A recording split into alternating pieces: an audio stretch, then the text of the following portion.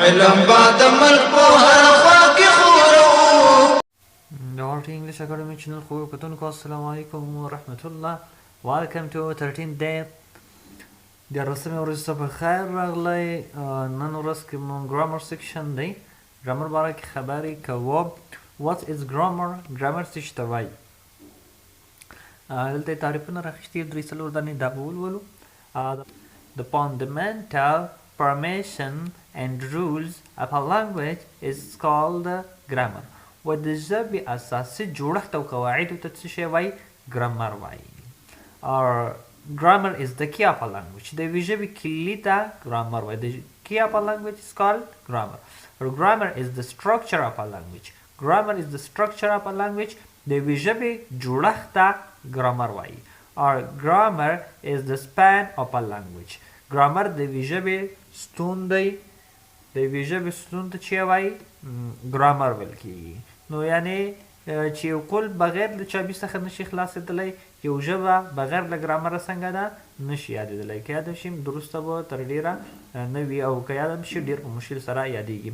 نو په همدې خاطر باندې د کیا په لنګویج سکال ګرامر په همدې خاطر باندې ورته د یوې ژبې چابي یا کلي ویل کېږي.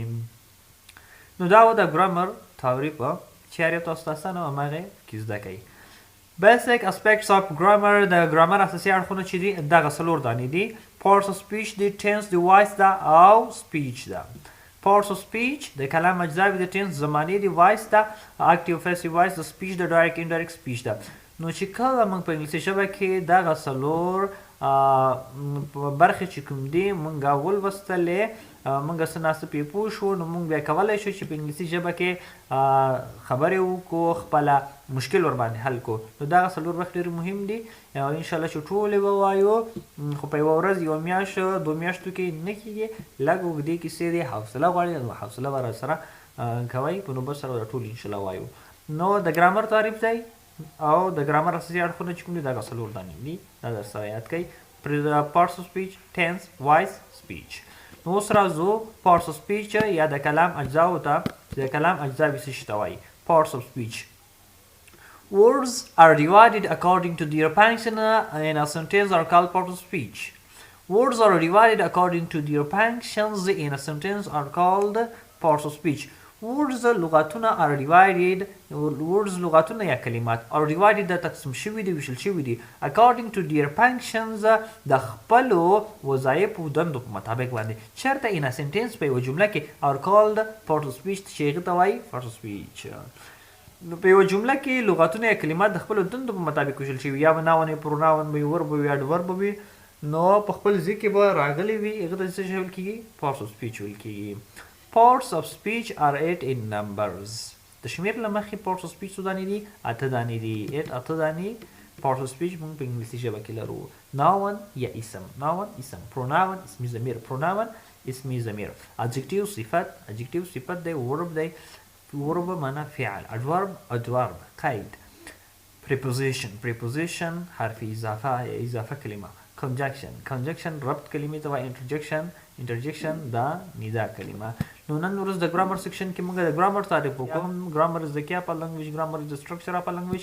همدغه شانته بیسیک اسپیکټس اف ګرامر موږ وویل. د انګلیسي د ګرامر هغه څلور اهم اړخونه چې پارټ سپیچ دی، ټینس دی، وایس دی، سپیچ دی. نو موږ یوازې د پارټس سپیچ تعریف وکړو چې words are divided according to their function in a sentence are called parts of speech. او بیا موږ وویل چې parts of speech څو دانې دي؟ 8 دانې دي. noun, pronoun, adverb, adjective, verb, preposition, conjunction and interjection. همدغه شانته د پور ډایرکشن څلور خواوې وایو، څلور جهتونه. ختیځ ته چې وایي ایسټ. ایسټ ختیځ. ایسټ ختیځ ته ویل کېږي. ویسټ لویدیځ ته. ویسټ لویدیځ لوري ته ویل کېږي. نارت شمالي طرف دی، شمال ته وایي. ساوت جنوب ته وایي. ایسټ ویسټ نارت ساوت. دغه څلور خواوې څلور جهتونه دي. نو دا خو زموږ د نن ورځې درس. هیله لرم چې یو څه مو ترې زده کړي وي. که کومه پوښتنه غوښتنه وي، وړاندیز وي، پیشنهاد وي، نیوکه وي، هر څه وي کمنټ کې ولیکئ. موږ سره شریک کړئ. تر سبا پورې مو په پاک وختن ته سپارم. ښه چارې. بای. لا لیدلو مو ډېره مننه. د نورو ویډیوګانو لپاره زموږ یوټیوب چینل در سره سبسکرایب کړئ.